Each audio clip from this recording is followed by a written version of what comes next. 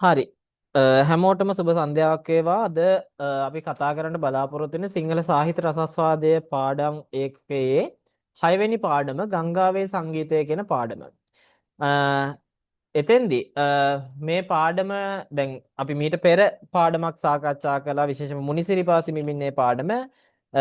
ඒ පාඩමත් ඒ වගේ මේ පාඩමත් ඒ වගේම තවත් ඉදිරියටත් ඕගලන්ට මේ සංගීතය සහ විශේෂම ගීතය නාට්‍ය ගීත ඒ වගේම සාමාන්‍ය ගීත නිසදෙස් ඒ වගේම කවි කියන අවස්ථාවන් වලින් හම්බ වෙන ගීතවත් ස්වභාවයක් තියෙන නැත්නම් අපි පොදුවේ ඒවට කියනවා සාහිත්‍ය නිර්මාණයක් හැටියට පද්‍ය නිර්මාණ කියලා. මේ වගේ පද්‍ය නිර්මාණ හමු වෙන තැන් ටිකක් තියෙනවා.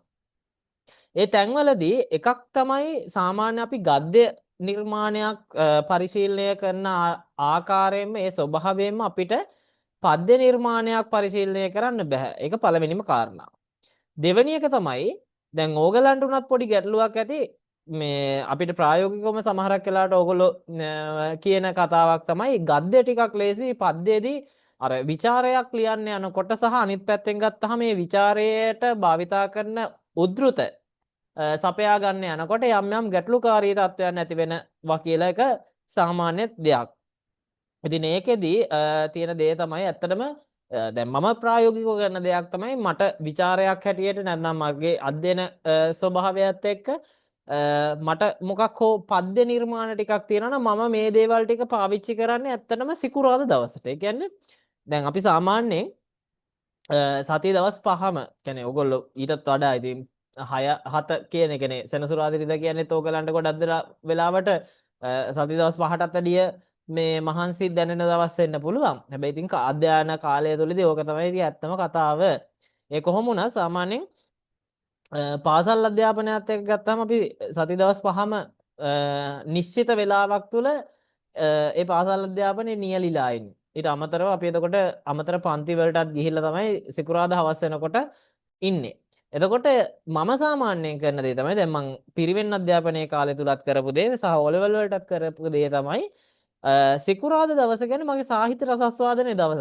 එතකොට සිකුරාදා රාත්‍රියේ මම අමුතුවෙන් සාමාන්‍යයෙන් පහුවදාට පන්ති තියෙනවා නම් ඒ පන්තියේ වැඩ කරනවා. හැබැයි අඩුම වශයෙන් පැය භාගයක් පැයක කාලයක්වත් මම වෙන් කරගන්නවා. මගේ දැන් O level කාලේ නම් මේ විශේෂයෙන්ම මේ පොත වගේම සිංහල සාමාන්‍ය ඕගලගේ ව්‍යාකරණ කොටස් ඇතුළත් වෙන පොත. ඒ වගේම අනිත් පැත්තෙන් ගත්තාම ගොඩක්ම ඒ දෙක තමයි සහ సౌందර්ය විෂයට සම්බන්ධව තියෙන ඒ තුලත් තියෙන අපි ටිකක් අර හිත නිවෙන ස්වභාවයක් තියෙන දේවල්. අන්න ඒ දේවල් ගොඩක් දුරට මම සිකුරාදා දවස්වලට පරිශීලනය කරනවා. සාමාන්‍යයෙන් ගොඩම මේක මම වැඩිපුර සාහිත්‍ය පැත්තට ටිකක් ආසාවක් ඇති වුණේ අතට පිරිවෙන් අධ්‍යාපනයත් එක්ක. එතෙන්දී ප්‍රායෝගිකවම කරන දෙයක් තමයි අපිට කොහොමත් කවි ගීත ওই වගේ දේවල් තියෙනවමයි. එතෙන්දී ගොඩක් දුරට මම මේ දේවල් සිකුරාදට තමයි කියන්නේ අනිත් දවස් ටිකේ ගද්‍ය පැත්ත බලනවා. සිකුරාදා දවස් විශේෂයෙන් තියෙනවා පද්‍ය පැත්තට. ඒකෙදි මම පද්‍ය පැත්ත බලනවා කියලා මම වැඩිපුර කරන දේ තමයි පළවෙනියටම මේ පාඩම දැන් අපි හිතමුකෝ මුනිසිරිපාසින් බිමින්නේ පාඩම ගත්තා නම් ඒ පාඩම හොඳට ශබ්ද නගා කියවලා බලනවා. ඒ කියවලා බලනකොට ඒකේ මගේ මම කැමති තාලයකට ඒක මට ඇහෙන්න විතරනේ. එතකොට දැන් ඕගලන්ට අපිටත් වඩා ඒ නිදහස තියෙන. දැන් ඕගලන්ට ඕගලන්ගේ නිවෙස්වලදී මේ දේ කියනකොට ඉන්නේ නිවසේ ගෙදර අය ටික විතරයි. නමුත් අපිට දැන් අපි ඉන්න ස්ථානත් එක්ක අපි පාඩම් කරනවා කියන්නේ බොහෝ විට තව විශාල පිරිසක් ඉන්න තැනක තමයි අපිට පාඩම් කරන්න සිද්ධ වෙන්නේ පැවිදි ජීවිතය තුළ. නමුත් ඊට වඩා ඔබට එතෙන්දී නිදහසක් තියෙනවා. සහ සමහරු ඇත්තටම මම ප්‍රායෝගිකව දන්නවා අර ගෙදර මේ අයට ඇහෙන්න සින්දු කියන්න කවි කියන්න අකමැත්තක් තියෙන අය ඉන්නවා. නමුත් ඇත්තම කතාව තමයි අපි බාහිර ලෝකයට අපේ දක්ෂතාව පෙන්වන්න කලින් ගෙදර අයට ඒ දක්ෂතාව පෙන්වනවා නම් වඩා හොඳයි කියන එක තමයි මගේ අදහස. කොහොම වුණත් අඩුම ඕගලන්ට ඇහෙන මට්ටමටවත් මේ සින්දු නැත්නම් කවි ඒවා කියවලා බලන්න තාලෙට ලස්සනට. එතකොට එකක් ඕගොල්ලෝ නොදැනුවත්වම ඕගොල්ලෝ මේ පාඩමට ආස හිතෙනවා. කෙනෙක්ට හිතෙන්න පුළුවන් මේක මේ O level වලින් ඉවරයි මොකටද මේ පාඩමට ආස වෙන්නේ කියන එක. නමුත් ඇත්තම මේ සාහිත්‍ය නිර්මාණ ඕගලන්ට පරිශීලනය කරන්න දෙන එක තුළ තියෙනවා ගැඹුරු අර්ථයක්. ඔය සංස්කෘත සාහිත්‍යයේදී කියනවා මේ සාහිත්‍ය සංගීත මේ කලා විහීනක් කියලා මේ ශ්ලෝකයක්. ඒකේ අදහස තමයි කෙටියෙන්ම කිව්වොත් සාහිත්‍යයට කලාවට සංගීතය වගේ නිර්මාණ වලට ආශාවක් නැත්නම් කැමැත්තක් නොදක්වන පුද්ගලයා හරියට මේ ගොනෙක් වගේ කියලා කියනවා. මේ ඒකෙදි හරි ලස්සන උපමාවක් කියන වල්ගේ නැති ගොනෙක් වගේ කියලා. මේ ඊට පස්සේ කියනවා මේ එහෙම ඒ පුද්ගලයාව ගත්තාම ඒ පුද්ගලයා තනකොළ නොකන එක ගොන්නුන්ගේ වාසනාව කියලාත් කියනවා. ඒකට හේතුව තමයි ඒ කියන්නේ සරලවම කියන්නේ මනුස්සයා කිසිම මානුෂීය ස්වභාවයක් නැත්නම් මිනිස්සෙක්ගේ තියෙන අදහස් කියන දේවල් නැති පුද්ගලයෙක් බවට පත් වෙනවා සාහිත්‍ය කලාව කියන දේවල් තමන්ගේ අභ්‍යන්තරිකව නැති එක. ඉතින් ඒ නිසා එක පැත්තකින් ගොඩක්ම සාහිත්‍ය නිර්මාණ වල මම නම් ගොඩක්ම වැඩිපුරම ආසාවක් දක්වන්නේ ඇත්තටම මේ වගේ කාව්‍ය නිර්මාණ එහෙම නැත්නම් පද්‍ය නිර්මාණ වලට තමයි. ඒක පුද්ගලයාගෙන් පුද්ගලයාට වෙනස් වෙන්න පුළුවන්. නමුත් පොඩි හෝ උත්සාහයක් දරලා බලන අර මම කියපු විදිහට ඔබේ පාඩම් රටාවේ යම් පොඩි වෙනසක් කරගන්න. සිකුරාදා දවස සමහරක් අයට මේ වෙනකොට මම කාලසටහන හදලා දීලා ඇති ගැළපෙන විදිහට. නමුත් අනිත් අයට පුළුවන්කම දෙනවා සිකුරාදා වෙනකොට පුළුවන් උත්සාහයක් දරලා බලන්න අර වගේ ඔබට නිදහස් දවසක් ඒකට තෝරගන්න. එදා දවසට කවි සින්දු ටික මේ ටික ඔක්කොම කියවලා බලන්න. එතකොට ආසාවෙන් එක දවසකට එක පාඩමක් හැටියට මේක මේ විස්තර කිරීම කොටස කියවලා ඒ වගේම ඉන්න අනතුරුව තියෙන පාඩමක් කියවලා ඒක තේරුම් ගන්න උත්සාහ කළා. විචාර ලියන්න යන්න එපා එදාට. ඒක තේරුම් අරගන්න උත්සාහ කරන්න. එච්චරයි. ඒ තේරුම් ගන්න ස්වභාවය තමයි ඊළඟ දවසකදී ඔබ විචාරයකට ලියනකොට විචාරයේදී කියවෙන කාරණා බවට පත් වෙන්නේ. දැන් මම මේ වසර 4ක විතර කාලය පුරාවට මේ සිංහල සාහිත්‍ය රසාස්වාදයේ පන්තිය කරනවා. එතකොට තාමත් සමහරක් වෙලාවට මගේ YouTube එකේ channel එකේ සමහරක් පරණ වීඩියෝස් තියෙනවා. හැබැයි නැවත නැවතත් මම මේ වීඩියෝ එකක් ආයෙ අලුතෙන් දාන්නට වඩා නැවත නැවතත් පාඩම අලුතෙන් කරන්න හේතුව තමයි දැන් ගිය අවුරුද්දේ තිබිච්ච බුද්ධි මට්ටම නෙවෙයි මම අද වෙනකොට මගේ අධ්‍යාපන පරාසය වැඩි වෙනවා සහ අනිත් පැත්තේ අත්දැකීම් පරාසය වැඩි වෙනවා. ඒ වගේ දේවල් එක්ක මම නැවත නැවතත් පාන්දර කරන්න හේතුව තාක්ෂණික දේවල් එක ඕන්න මටත් පුළුවන් පහසුයි ගොඩක්ම ගිය අවුරුද්දේ රෙකෝඩින් එක දාන එක. නමුත් ඊට වඩා මේ මම දකින දේ තමයි දැන් එතෙන්දි මමත් ඒක රසවින්දනය කරන ස්වභාවය වෙනස් වෙනවා.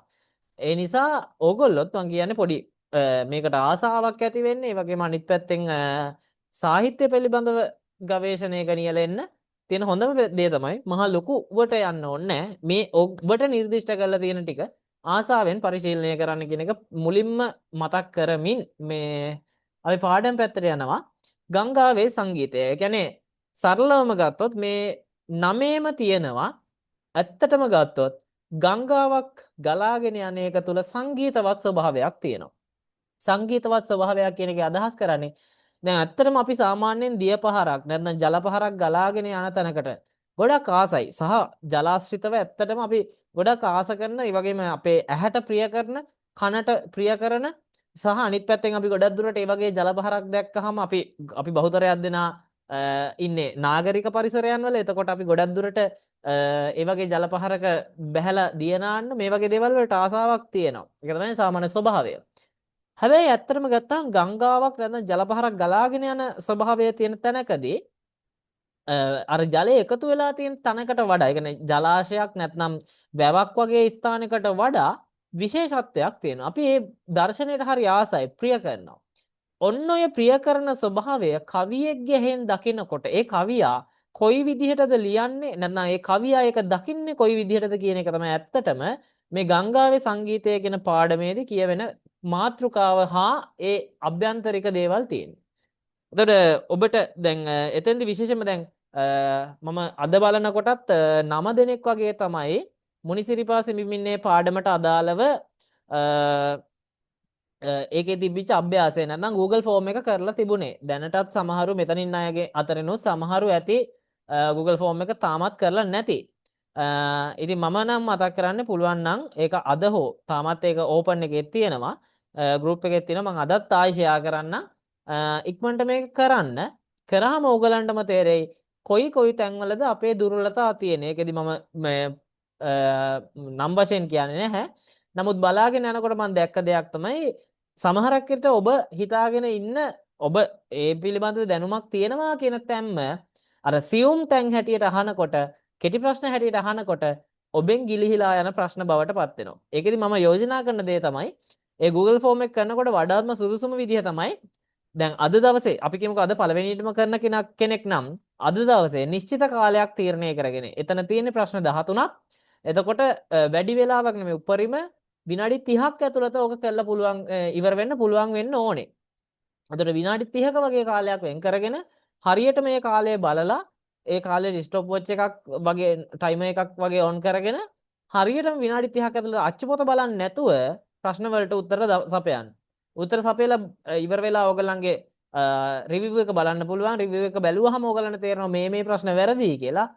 ඊට පස්සේ ඊට පහුවදා ආයේ අච්චුපොත කියවිලි නෑ.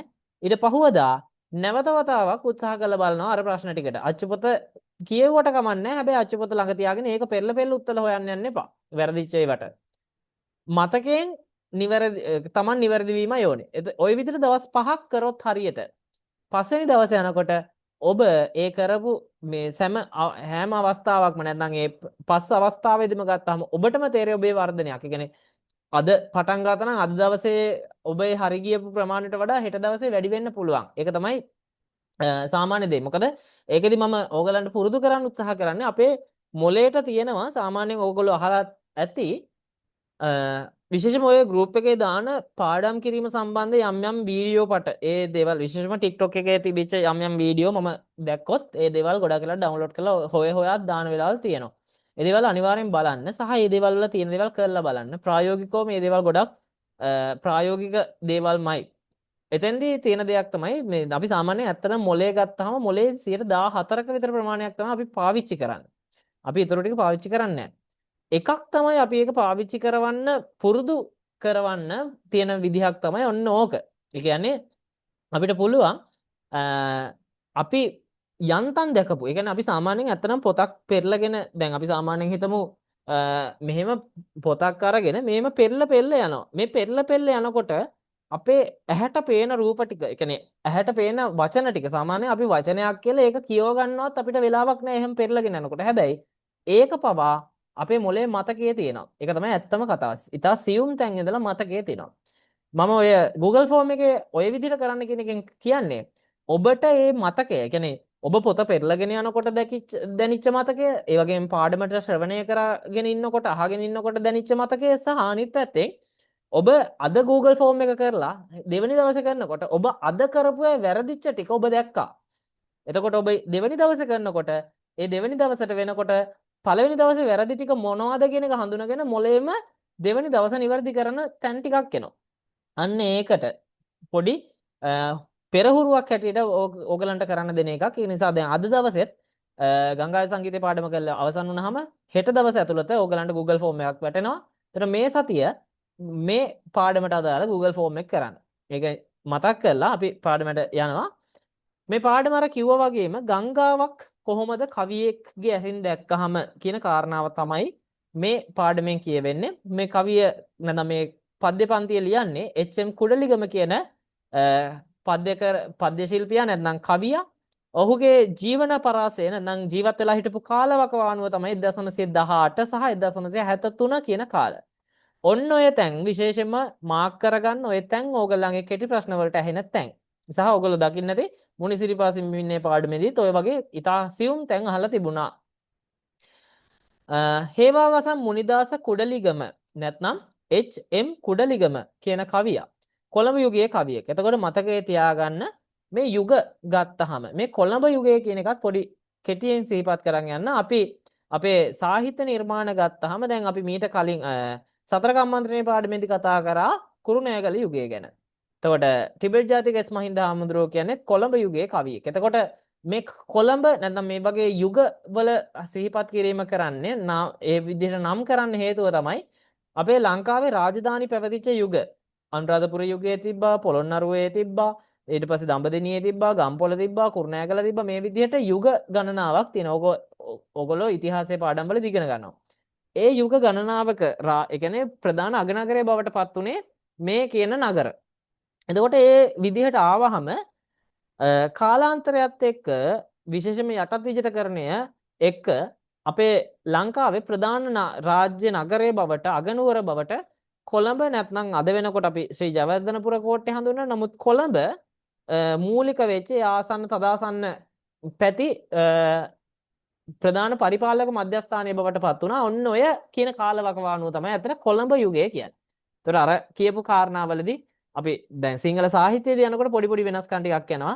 එතෙන්දී අනුරාධපුර පොළොන්නරුව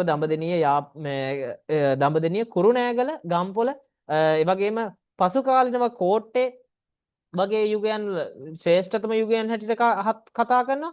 කෝට්ටේ යුගයට පස්සේ අපි රාජධානිවලදී ලොකුවට කතා නොකලත් සීතාවක යුගයක් ගැන සාහිත්‍යයේදී යම් තාක් දුරකට කතා කරනවා.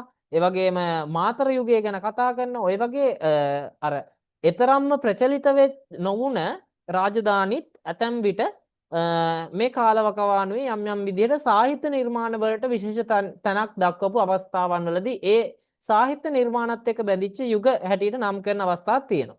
දැන් මෙතෙන්දි කතා කරන්නේ කොළඹ යුගය ගැන මේ මෑත කාලින. දැන් අද කියන්නේත් අපි කොළඹ යුගය කියලාමයි. ඒතර කොළඹ යුගයේත් ගත්තාම ඔබට තවත් ඉදිරියේදී හම්බ වෙයි. يعني සමහරකට ඔබට මේ O level මට්ටමේදී හම්බ වෙන්නේ නැහැ. A level මට්ටමට වගේ යනකොට හම්බ වෙනවා කොළඹ යුගයත් යුග දෙකකට බෙදෙනවා. පළමු කොළඹ යුගය සහ දෙවන කොළඹ යුගය කියලා. එතකොට දෙවන කොළඹ යුගය අදටත් ඒ කියන්නේ අදත් කියන්නේ දෙවන කොළඹ යුගයට අයිති කාලවකවානුව. පළමු කොළඹ යුගය කියන්නේ 1500 ගණන් වල විතර ඉඳලා සාමාන්‍යයෙන් මේ යටත් විජිතකරණය සිද්ධ වෙලා ලංකාවේ බොහෝ වෙනස්කම් සිද්ධ වෙලා විශේෂයෙන්ම මේ 1918 මේ 1818 විතර කාලවකවානුව වෙනකම්ම තිබිච්ච කාලවකවානුවට සමාන්තරව කොළඹත් සිද්ධ වෙච්ච නිර්මාණත් මේ කාලයට අයිති හැටියට සලකනවා. අනිත් පැත්තෙන් ගත්තාම විශේෂයෙන්ම අපි 1948 ලබන නිදහස ලබන්න මූලික කාරක වෙච්ච පිරිසක් තමයි ඇත්තට ඊට ඉස්සර කරපු යුද්ධ වගේ නෙමෙයි මේ කාලේ ගොඩක්ම මූලික කාරක වෙච්ච මේ පිරිස තමයි දැනුමක් තිබිච්ච නැත්නම් උගත්තු පිරිස. ඒ නිසා ඔවුන් සිදු කරපු නිර්මාණ මේ කොළඹ යුගයේ පළමු භාගයට අයිති නිර්මාණ හැටියට හඳුන්වනවා. දෙවන භාගය කියන්නේ ඇත්තටම නිදහසෙන් පසු කාලයෙන් කියන කාලය. ඒත් දැන් මෙතෙන්දී මේ කොළඹ යුගය මොහුගේ කාලවකවානුවත් එතකොට අර මුල් කොළඹ යුගයට අයිති කාලයක් වෙන්නේ. මොහු මේ හැබැයි ස්වභාව සෞන්දර්යය ගැන තමයි වැඩිපුර තමන්ගේ නිර්මාණ බිහි කරන්න පාදක වෙන්නේ. ඒකෙදි කෙනෙක්ට හිතෙන්න පුළුවන් කවියෙක් නම් ඕන පැත්තක් ලියන්න පුළුවන්. එහෙම එකක් ඇත්තට නැහැ. යම් යම් නිර්මාණකරුවන්ගේ අදහස් තියෙන ස්වභාවයන් වෙනස්. ඒ පුද්ගලයන්ගේ නිර්මාණ ගත්තාම ඇතැම් විට දැන් උදාහරණයකට මම ලියන රචනා ශෛලිය තව කෙනෙක්ට ලියන්න බැරි වෙයි. ඒක තව කෙනෙක්ට තේරුම් ගන්නත් බැරි වෙයි සමහරක් විට. ඒ වගේ සමහරක් දේවල් තියෙනවා අපි ඇත්තට මේ භාවිතයත් එක්කම තමයි මේ දේවල් පාවිච්චි කරන්න ඕනේ. මම ඕගලන්ට සාමාන්‍යයෙන් මම දැන් මෑත කාලිනව ලියපු රචනාවක්කුත් නෙමෙයි. ඒකට අපි කියන්නේ අසයින්මන්ට් කියලා පැවරුමක් කියලා කැම්පස් එකේ. එහෙම ඒවා කීපෙකුත් දාන්නම්. එතකොට ඕගලන්ට ඒක අමතරව කියව ගන්න මේ පාඩම් වලට අදාළ නැහැ. නමුත් ඔබට රචනා ශෛලිය හදාගන්න විශේෂයෙන්ම ਵਿਚාරයක් ලියන්නේ කොහොමද? මොකක් හරි අපි හිතමු කවියක් ගත්තොත් කවිය විස්තර කරන්නේ කොහොමද කියන එක ගැන ඔබට පැහැදිලි කිරීමක් ඒ හරහත් ලැබෙයි. ඒ සහ මේ ගංගාවේ සංගීතයට අදාළ ਵਿਚාර කිහිපයක් කුත් මම ඔබට එකතු කරන්නම් සමූහයට. එතකොට මේ දේවලුත් පරිශීලනය කරන්න. එතන මෙතෙන්දි කියනවා ඔහු වැඩිපුරම ස්වභාව සෞන්දර්යයට වර්ණනා කරන්න තමයි වැඩිපුර කැප වෙලා තියෙන්නේ. ඒ වගේම ඔහු මිනිස් දිවිය හා සෝබා දහම අතර ඇති සම්බන්ධතාවය දාර්ශනික පදනමක් මත ඉදිරිපත් කරලා තියෙනවා. ඒතර දාර්ශනික පදනමක් කියන්නේ දැන් මිනිස් ජීවිතය කියන්නේ ඇත්තට සංකීර්ණ දෙයක්. මිනිස්සු කියන්නේ ඉපදිච්ච දවසේ ඉඳලා මැරෙන දවස දක්වාම යම්කිසි කාල රාමුවක් තුල කුමක් හෝ අරමුණකට දුවන කොට්ටාශයක්. දැන් සත්තු ගත්තාම එහෙම නැහැ. දැන් උදාහරණයකට අපි හිතමු තිරිසන් සතෙක් ගත්තාම තිරිසන් සතාට ඇත්තටම තියෙන දෛනිකව ඌගේ කෑම එක හොයාගන්න එක තමයි ප්‍රධානම දේ. ඌට ඒ ඇරෙන්න මහා ලොකු දේවල් නැහැ. තවත් ඉතින් තව තියෙන සම්බන්ධතා ඇති කරගන්න එක. විශේෂයෙන්ම දැන් ඔවුන්ට ගැළපෙන ආකාරයක යම්කිසි මේ ලිංගික සම්බන්ධතාවයකට යන ස්වභාවයක් තියෙනවා. ඕක තමයි ඔය දෙක ඇරෙන්න ඒ සතාට තියෙන ඇත්තටම නිදාගන්න එකයි ඔය කීපයක් වැඩ විතරයි. හැබැයි මිනිස්සු ගත්තාම එහෙම නෙමෙයි. මිනිස්සු සංකීර්ණයි. මිනිස්සුන්ට අද උදේ නැගිටිනකොටම අද දවසේ සිද්ධ කරන්න වැඩ රාජකාරි බොහෝමයක් තියෙනවා. ඒක වැඩිහිටියන්ට බහුලව තියෙන දෙයක් සහ ඔබටත් ඒක ඒ විදිහටමයි. ඒ කියන්නේ ඔබ උදේ නැගිටිනකොට ඉස්කෝලේ යන තියෙනවා. අනිත් පැත්තෙන් ඉස්කෝලේ තුල සිද්ධ කරන්න යම් යම් වැඩ රාජකාරි ටිකක් තියෙනවා. එතනින් එහාට පන්ති සහ ඒ පන්තියට යන අතරමඟ සිද්ධ කරන්න සහ පන්තියෙන් එන අතරමඟ කරන්න සහ අනිත් පැත්තෙන් පහුවදාට කරගෙන යන්න ওই විදිහේ වැඩ රාජකාරි ගොඩක් තියෙනවා. ඒ නිසා අර අපිට බෑ අර සත්තු වගේ කාලා නිදා ගන්න තත්වයකට එන්න පුළුවන් කමක් නැහැ. ඒකෙදි කෙනෙක්ට හිතෙනවා මොන කර්මයක්ද වගේ අදහසකුත් කියන්න සහ හිතෙන්න පුළුවන්. හැබැයි ඇත්තටම මිනිස්සු කියන සත්ව කොට්ටාශයේ තියෙන වැදගත්තාවය සහ අනිත් පැත්තෙන් ගත්තාම සත්තුයි මිනිස්සුයි අතර වෙනස තියෙන්නේ ඔන්න ඔතන.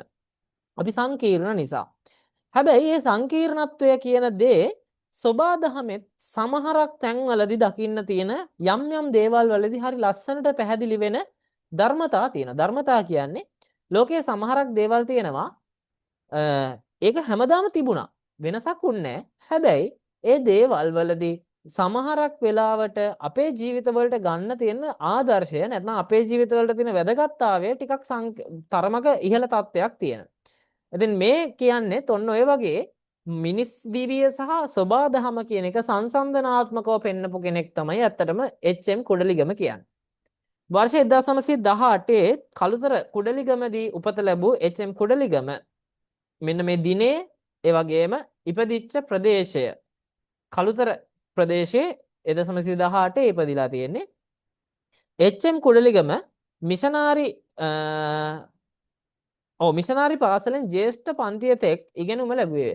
ජ්‍යෙෂ්ඨ පන්තිය කියන්නේ දැන් අපි අද ඉගෙන ගන්න රටාවත් එක්ක නෙමෙයි අතීතයේ තිබිලා තියෙන යම් යම් වෙනස්කම් තිබිලා තියෙනවා. එතකොට ඔවුන්ගේ ජ්‍යෙෂ්ඨ පන්තිය කියන එකෙන් අදහස් කරලා තියෙන උසස් පෙළ දක්වාම කියන එක. මෙතෙන්දී ඊට පස්සේ කියනවා ඊ අනතුරුව ධර්ම විජය පිරිවෙනෙන් උසස් අධ්‍යාපනය ලැබුවේ. එතකොට තමන්ගේ අධ්‍යාපන කටයුතු මේ සිද්ධ කරලා තියෙන්නේ මූලික වශයෙන් මිෂනාරි පාසල් වලින්. මිෂනාරි පාසල් කියන්නේ ඉංග්‍රීසි විශේෂම ලන්දේසින් තමයි මේ ඉස්කෝල කියන වචනයත් එක්ක මේ අධ්‍යාපන රටාව ආරම්භ කළේ ලංකාව තුළ. ඉන් පස්සේ පටන් ගත්ත අධ්‍යාපනික මධ්‍යස්ථාන නැත්නම් අපි අද වෙනකොට ඉස්කෝල හැටියට හඳුන්වන ස්වභාවයත් එක්ක පවතින අධ්‍යාපනික මධ්‍යස්ථාන තමයි ඇත්තටම පාසල් කියන නැත්නම් ඉස්කෝල කියන නමින් ආරම්භ වෙන්නේ. ඒක ඊට පස්සේ මිෂනාරි බවට පත් වෙන විශේෂයෙන්ම ඉංග්‍රීසි ආණ්ඩු කාලයේදී ඔවුන්ගේ ආගම ප්‍රචලිත කිරීමේ ප්‍රධාන මාධ්‍යයක් බවට මේ අධ්‍යාපනික කේන්ද්‍රය පත් කරගන්නවා. එතනත් එක්ක තමයි ඔවුන් විශේෂයෙන්ම ඉංග්‍රීසි භාෂාව මූලික කරගෙන ඉංග්‍රීසි භාෂාවෙන් තමයි අධ්‍යාපනය ලබා දෙන්න මූලික වෙන්නේ. ඒකත් එක්ක තමයි මේ අධ්‍යාපන රටාවට මේ මිෂනාරි පාසල් ක්‍රමය එන්නේ. එතකොට මේ කාලයේදී මේ ඒ වගේම ධර්ම විජය කියන පිරිවෙනෙන් උසස් අධ්‍යාපනය හදාarලා කුඩලගම තියෙන පුද්ගලයෙක්. එතකොට ඔහු එක පැත්තකින් සිංහල භාෂාව අධ්‍යාපනය හැටියට සිංහල විතරක් නෙමෙයි එතකොට පාලි සංස්කෘත යන භාෂාවනුත් අතීතයේ පිරිවෙන් වලදී උගන්වලා තියෙනවා සාමාන්‍ය ගිහි දරුවන්ටත්. එතකොට ඔහු තරමක භාෂා ත්‍රිත්වයක වගේ හොඳ අවබෝධයකට පත් වෙච්ච සහ ඉංග්‍රීසි භාෂාව පිළිබඳව අවබෝධයක් තිබිච්ච කෙනෙක්. කුඩලගම කවි බුද්ධ සමයෙන් පෝෂිත එකක් වීමට මේ පිරිවෙන් අධ්‍යාපනය බලපාන්නට අද. එතෙන්දි විශේෂිතම දෙයක් තියෙනවා. දැන් පුද්ගලයෙක්ගේ යම් නිර්මාණයක් විශේෂම කාව්‍ය නිර්මාණයක් වේවා ගද්‍ය නිර්මාණයක් වේවා ගත්තහම ඒ නිර්මාණය කර පුද්ගලයා කොච්චර දැනුමක් තියෙන පුද්ගලයෙක්ද කියන එක සහ ඔහු ඉගෙනගත්ත පරාසයන් මොනවද කියන එක ඇත්තටම ඔහුගේ නිර්මාණයෙන් පේනවා. දැන් ඕගොල්ලෝ සාමාන්‍ය මම දන්න ඇත්තම කතාව තමයි ඕගොල්ලෝ දැන් අද කාලේ මේ නිසදෙස් බලනවා අඩු ඇති. දැන් අද කාලේ සමහර නිසදෙස්කරුවෝ ඉන්නවා මේ හොඳ වෛද්‍යවරු. හැබැයි ඔහු පත්තරයට එහෙම නැත්නම් යම් විශේෂම අද දැන් ඕනතරම් තමන්ගේ නිසදෙසක් පළ කරන ඕනතරම් platform තියෙනවානේ. එතකොට තමන් ලියන්න කැමති දෙයක් එහෙම තැන්වල ලියනවා. එහෙම ලියන අවස්ථාවන් වලදී දකින්න තියෙන දෙයක් තමයි ඔවුන් ගොඩක් දුරට දැන් වෛද්‍යවරයෙක් නම් ඔහු තමන්ගේ වෘත්තියට අදාළ යම් දේවල් ඒ නිසදෙස් තුලදී පළ කරනවා. ඒකෙන් කියන්නේ මේ මං වෛද්‍යවරයෙක් කෙනෙක් ඔප්පු කරන්න නැත්නම් ලෝකයට කියන හදනව නෙමෙයි. ඇත්තම කතාව තමයි ඔහුගේ දැනුම් පරාසය තියෙන මේ ශාස්ත්‍රයේ ඒ නිසා ඒ දේවල් පාවිච්චි කරනවා. ඒ වගේ සමහරක් අවස්ථා තියෙනවා. එතෙන්දී ඕගලන්ටත් මම කියන්නේ සමහරක් අවස්ථා අපි දැකලා තියෙනවා මේ ගොඩක් දුරට පාසල්වල තියෙන පොදු ගැටලුවක් තමයි ඩෙස් එකේ එකව ලියන එක. අය මම ඔබට යෝජනා කරනවා ඔබ පොඩි නෝට්බුක් එකක් තියාගන්න. නෝට්බුක් එකේ ඔබ කැමති දෙයක් ලියන්න. ඩෙස් එකේ ලියනව වෙනුවට. ඒ ලියලා එතනින් බලන්න ඔබම කාලයක් එහෙම ලියනකොට ඒ පොතේ ඔබ ඒ වෙනකන් නිසදෙස්කරුවෙක් නෙමෙයි. ඒ වෙනකන් කවියෙක් නෙමෙයි. හැබැයි කාලයක් ඔබගේ නිර්මාණ ඔබ ගාවම එකතු වෙනකොට අපි හිතමු දැනට පාවිච්චියේ තියෙන භාවිතයේ තියෙන සින්දුවක් වෙන්න පුළුවන් ඔබට ලියන්න හිතුනේ. හැබැයි ඒක පොතේ ලියුවාම ඔබට ශෛලිය නැත්නම් ඒ කාව්‍ය නිර්මාණය නැත්නම් ඒ ගීත කොටස ඔබේ ඔළුවේ වැඩ කරනවා. ඒකත් එක්ක ඔබේ අදහස් ඉදිරිපත් වෙන ඒ ශෛලියට ටික ටික කාලයක් යනකොට ඔබත් දන්නේ නැතුව ඔබ නිසදෙස්කාරයෙක් බවට නැත්නම් කවියෙක් බවට පත් වෙනවා. සහ අනිත් පැත්තෙන් ඒ වගේ හොඳ කවියක් නිර්මාණයක් බිහි වුණොත් මම නම් අදහස් කරන්නේ වර්තමාන සමාජයේ අපිට ඕන තරම් තියෙනවා ප්ලැට්ෆෝම් මේවා ඉදිරිපත් කරන්න. ඒවා ඉදිරිපත් කරන්න. එතකොට ලස්සන නිර්මාණ ටිකක් බිහි වෙනවා. ඉතින් මෙතෙන්දිත් දැන් මේ කවියා ගත්තහම මොහුගේ අපේ බෞද්ධ දර්ශනයේ කතා කරන යම් යම් සංකල්ප මොහුගේ නිර්මාණවල තිබුණා කියන සාධකයක් තමයි ඔහු පිරිවෙන් අධ්‍යාපනය ලැබුව පුද්ගලයෙක් හැටියට මේ යම් යම් නිර්මාණවලට ඒ දේවල් එකතු කරගත්ත එක. පාසල් අධ්‍යාපනයෙන් අනතුරුව කොළඹට පැමිණි කුඩලගම සිය රැකියාව ලෙස පුවත්පත් කලාව තෝරාගත්තේ. පුවත්පත් කලාව කියන එකේදී එතෙන්දිත් ඇත්තටම තියෙන ලිවීමක්. එතෙන්දී ඇත්තටම ඔවුන්ට තියෙන දේ තමයි යම්කිසි සිද්ධියක් අරමුණු කරගෙන ඒ සිද්ධිය මහජනයාට පැහැදිලිව සම්ප්‍රේෂණය කරන එක තමයි මාධ්‍යකරණයේදී තියෙන ප්‍රධාන වගකීම. හැබැයි එතෙන්දී මාධ්‍යකරුවාට පැවරෙන විශේෂිත නීති ටිකකුත් තියෙනවා. නිවැරදි ඒ කියන්නේ ලබා දෙන සිදුවීම නැත්නම් ලබා දෙන තොරතුරු නිවැරදි වෙන්න ඕනේ ඔය වගේ දේවල්. එතෙන්දී විශේෂිතම දෙයක් තමයි දැන් අතීතයේ මේ ගත වෙන කාලේ මේ අපි කතා කරන කාලේ වෙනකොට අපි අද වගේ සමාජ මාධ්‍ය මුකුත්ම තිබුණේ නැහැ. ඒ කාලේ තිබුණා නම් තිබුණේ ගුවන්විදුලිය සහ රූපවාහිනිය. නමුත් මේ දේවල් වලත් ලොකු ප්‍රචලිතභාවයක් තිබුණේ නැහැ. එතකොට ඒ තත්ත්වයට එක්ක මිනිස්සුන්ට වැඩිපුර නිවේදනයක් ප්‍රවෘත්තියක් දකින්න තිබිච්ච තැන තමයි පත්තරය. ඒතර මිනිස්සු වැඩිපුර භාවිතා කරෙත් පත්තරය. ඒතර පත්තරයකට නැත්නම් පුවත්පත් කලාවට කියන්නේ විශේෂිත තැනක් තිබුණා සහ එතෙන්දි රචනා ශෛලියත් වෙනස්. නිකමට බලන්න ඔබ බහුතරයක් පුවත්පත් කියවන්නේ නැතුව ඇති. කියවල බැලුවොත් තේරෙයි පුවත්පතක රචනා ශෛලිය වෙනස්. එතකොට ඒක කලාවක් බවට පත් වෙනවා. ඒතර මොහුගේ රැකියාව හැටියට මුලින්ම පටන් ගෙන තියෙන්නේ ලේඛන කලාව පැත්තෙන්ම. ඔහු එතකොට කටයුතු කරලා තියෙනවා සිංහල බලය, දිනමින, සිළුමින කියන සහ ජනතා කියන පුවත්පත්වල. එතකොට මෙන්න මේක හරි මතකයේ තියාගන්න. ඔහු රැකියාව හැටියට භාවිතා කරපු නැත්නම් පුවත්පත් කලාවේදියෙක් හැටියට ඔහු වැඩ කරපු පුවත්පත් මොනවද? ඒකේ අද වෙනකොට තියෙනවා දිනමින, සිළුමින කියන පත්තර, සිංහල බලය සහ ජනතාව කියන පත්තරවලත් ඔහු ඒ කාලේ සේවය කළා තියෙනවා. ඔහු කලක් සුවඳ කවි සංග්‍රහවල සංස්කරණය කළේ. සුවඳ කවි සංග්‍රහව සංස්කරණය කරනවා කියන්නේ කවි සංග්‍රහයක් සංස්කරණය කරනවා කියන්නේ ඔහු හැමදාම මේ කවි ලියලි දානවම නෙමෙයි. ඔහුට කාව්‍ය නිර්මාණ සමහරු අදටත් අපි දකිනවා පත්තරවල කාව්‍ය පිටුවක් නැත්නම් කවි පිටුවක් නිසදෙස් පිටුවක් තියෙනවා. එතකොට ඒවට නිර්මාණ එවන අය ඉන්නවා. ඒකේ සුදුසුම නිර්මාණ මොනවද කියන එක තෝරලා දාන එක තමයි සංස්කාරකවරයෙක්ගේ වගකීම බවට පත් වෙන්නේ. එතකොට ඔහු සුවඳ කියන කවි සංග්‍රහව සංස්කරණය කරලා තිනවා කාලයක් පුරාවට. ඒ සමයේම එම කවි සංග්‍රහව වඩාත් ශාස්ත්‍රීය ගුණයකින් යුක්තව පවත්වාගෙන යාමට හෙතෙම උත්සුක වූයේ. දැන් ඔහු කරපු සාහිත්‍ය මෙහෙවරේ වැදගත් දෙයක් තමයි මොහු තමන්ගේ රැකියාව හැටියට තෝරගත්ත මේ පුවත්පත් කලාව කියන පැත්තෙන්ම ඔහු තමන්ගේ රැකියාව හැටියට කරන අවස්ථාවේදී ඒ දේ ශාස්ත්‍රීය පුළුවන් තරම් තමන්ට උපරිමේ ශාස්ත්‍රීයව මේ දේවල් කරන්න උත්සාහයක් දරලා තියෙනවා. නිදොස් නිවැරදි බස්වහරකින් මෙන්ම මනා සංයමයකින් තම කවි මග හැසිරවීමට කුඩලගම සැලකිලිමත් වූයේ. දැන් ඔහුගේ නිර්මාණ ගැන කතා කරනකොටත් තියෙන දෙයක් තමයි මොහු මේ ලැබපු පන්නරය විශේෂයෙන්ම ඔහු පිරිවෙන් අධ්‍යාපනය ලැබපු කෙනෙක්. අනිත් පැත්තෙන් ඔහු මිෂනාරි පාසල් අධ්‍යාපනය හරහා ඉංග්‍රීසි මාධ්‍ය සහ අනිත් පැත්තෙන් ගත්තාම ඉංග්‍රීසි මාධ්‍යයෙන් ඉගෙන ගන්නවා කියන්නේ ඒ කාලවකවානුවේ ලෝකය පිළිබඳව යම් අවබෝධයකට එන්න ඔහුට පුළුවන්කම ලැබුණා. අනිත් පැත්තෙන් ගත්තහම ඔහු රැකියාව හැටියට මේ රචනාව සම්බන්ධ නැත්නම් ලේඛනය සම්බන්ධම පැතිකඩක් තෝරගත්ත එකත් ඔහුගේ බස්වහර නිවැරදි වෙන්න සංගමයකින් යුක්ත වෙන්න හේතුකාරක බවට පත් වෙනවා. ඒක සාමාන්‍යයෙන් තියෙනවා. දැන් සාමාන්‍යයෙන් කොච්චර උගත් පුද්ගලයෙක් වුණා සමහරක් අවස්ථාවන්වල ඔබටත් මුණ ගැහිලා ඇති එන අපේ වචනෙන් කිව්වොත් ගොඩක් ඉගෙනගත්ත පුද්ගලයෙක් නැත්නම් හෙන පොරක් කියලා අපි කියන්නේ. හැබැයි සමහරක් අවස්ථා තියෙනවා ඒ පුද්ගලයෝ යමක් කියන්න ගියාම පිරිසක් ඉදිරියේ යම්කිසි ඉදිරිපත් කිරීමක් කරන්න ගියාම ඒ තුල ඔහුගේ උගත් බව නොපෙනෙන තැන් තියෙනවා. ඒ කියන්නේ ඒකට තරම් දක්ෂතාවයක් නැති. එතකොට සමහරු ඉන්නවා මහා ලොකු උගත්කමක් නැහැ. හැබැයි ඔහු යමක් ඉදිරිපත් කරන්න යනකොට ඒක අහන් ඉන්න හැම දිනාටම ඔහු මහා උගතෙක් හැටියට පේන ස්වභාවයක් ඔවුන්ගේ තියෙනවා. ඒක තමයි ඇත්තටම ඒකට හේතුව බස්වහර තමන් පාවිච්චි කරන භාෂා රීතීන් මොනවද? නැත්නම් තමන්ගේ වාක්කෝෂය තමන් පාවිච්චි කරන වචන ටික මොනවද කියන එක තමයි එතෙන්දි වැදගත් වෙන්නේ. මෙතෙන්දී ඊට අමතරව කියනවා පාලි සංස්කෘත භාෂා පිළිබඳ දැනුමද ඔහු සතු වූවත් බොහෝ විට ව්‍යවහාරයට සමීප කටවහරට ලං වූ බසක් ඔහු භාවිතා කළේය. දැන් මම කිව්වා වගේම පාලි සංස්කෘත භාෂාව ඉගෙන ගත්ත කෙනෙක් හැටියට ඔහු ඒ දේවල් එතරම්ම පාවිච්චියට අරගෙනත් නැහැ. ඒකට හේතුව තමයි ඇත්තටම පාලි සංස්කෘත භාෂාවේ තියෙන වචන තරමක් පැරණි. මොකද පාලි සහ සංස්කෘත කියන භාෂා දෙකම අද වෙනකොට භාවිතේ තොර භාෂා බවට පත් වෙලා. ඒක භාවිතා කරන ඇත්තටම පොත්පත් ආශ්‍රයෙන් විතරයි. කතා බහට භාවිතා කරන අඩුයි. ඒක එකක්. අනිත් පැත්තෙන් ගත්තහම මේ භාෂාවන් ඉන්දියාවේ පැරණි භාෂා. එතකොට ඉන්දියාවේ ඉඳලා මේ දේවල් කියන්නේ වෙනත් භාෂා.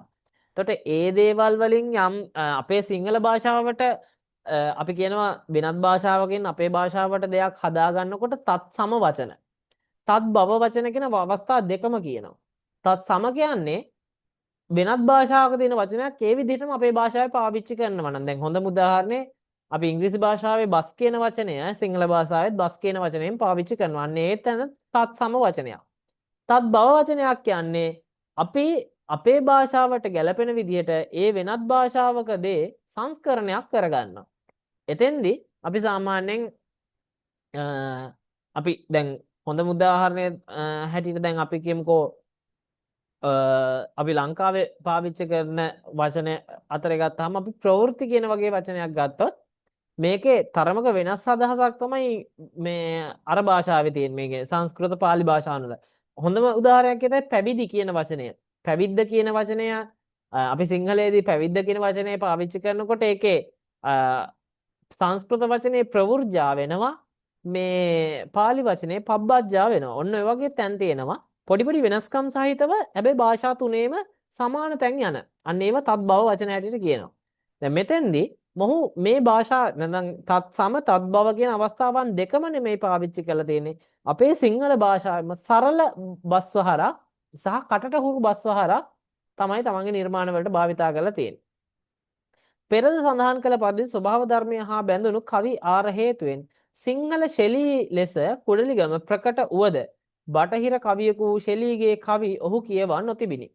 සිංහල ශෙලී කියන්නේ ඇත්තටම බටහිර කවියෙක් හැටියට ප්‍රසිද්ධ වෙලත් පුද්ගලයෙක්. එතකොට ඔහුගේ නිර්මාණ තියෙන්නේ ඉංග්‍රීසි භාෂාව ආදී වෙනත් භාෂාවකින්. හැබැයි ඒ කවිවල ස්වරූපයක් මොහුගේ තිබුණාට මොහු කවදාකවත් මේ කවියක් කියවලා නැහැ. ඒ කෙසේ වුවත් එච්.එම්. කුඩලිගම කවියා තාගෝර් කිවිඳුන්ගේ නිර්මාණ වලට සමීප වූ අන්දමත් ඒවාහි ආభాසය ලැබුව අවස්ථාත් සිහිපත් කර ඇත. කුඩලිගම සමහරක් අවස්ථාවන් වලදී තමන්ගේ නිර්මාණ වලට රවීන්ද්‍රනාත් ටාගෝර් නැත්නම් ඉන්දියානු කවියෙක් ප්‍රසිද්ධ ලේඛකයෙක් මොහුගේ නිර්මාණ වලට සමීපත්වයක් ලැබලා තියෙනවා සහ ඒවා ආభాෂ කරගෙනත් තියෙනවා. සමහරක් විට අපි හිතමුකෝ ඔහුගේ ටාගෝර් මහත්මයාගේ කවියගේ යම්කිසි නිර්මාණයක්ම පාදක කරගෙන ඒක දැන් ලියවිලා තියෙන හින්දි භාෂාවෙන් එන්න ඔහු ඊට සමාන සිංහල භාෂාවෙන් ඒක ලියනවා නැත්නම් මේ මාතෘකාව සිංහල භාෂාවෙන් කතා බහ කරනවා වගේ අවස්ථාවක් අපි ආభాෂය ලැබුවා කියලා කියනවා. එතකොට ඒ වගේ අවස්ථාවන් ඔහුම සිහිපත් කරලා කියන්නේ කුඩලිගම මහත්මයාම සිහිපත් කරලා තියෙනවා. ඒ වගේ සමීපත්වය තිබිච්ච අවස්ථාවන් ගැන. කුඩලිගම කොළඹ කවි යුගයේ දීප්තිමත් කළ කවියෙකු බව විචාරක මතයයි. පී.බී. අල්විස් පෙරේරා, කපිල සෙනවිරත්න, මාකන්දුරේ ගුණවර්ධන, මීමන ප්‍රේමතිලක, උපනන්ද බටුගෙදර ආදී ඔහුට සමකාලීන කවිහු වෙති. එතකොට මේ කියපු කවීන් ටික විශේෂයෙන් මතකයේ තියාගන්න. ඔබෙන් කෙටි ප්‍රශ්නයක් හැටියට අනිවාර්යෙන් අහන්න පුළුවන් තැනක් තමයි කොළඹ යුගයේ කවියෙක් නොවන්නේ කවුද කියලා මේ නම් වලට පරිබාහිර වෙනත් නමක් දීලා අහන්න පුළුවන්. ඒ නිසා මේ කවීන්ගේ නම් ටික හොඳට මතකයේ තියාගන්න. එතකොට ඔහුට සමකාලීනව කවි නිර්මාණ නැත්නම් වෙනත් නිර්මාණ සිද්ධ කරපු පිරිස තමයි මේ කියන අය. සුවඳ දේදුන්න මීවදේ යන කවි සංග්‍රහවලද එකල පැවති පුවත්පත්වලද එච්.එම්. කුඩලිගමගේ කවි නිරන්තරයෙන් පළවිය. ඔහු කවි නිර්මාපකයෙක් හැටියට නිරන්තරයෙන් කවි ලියපු කෙනෙක්.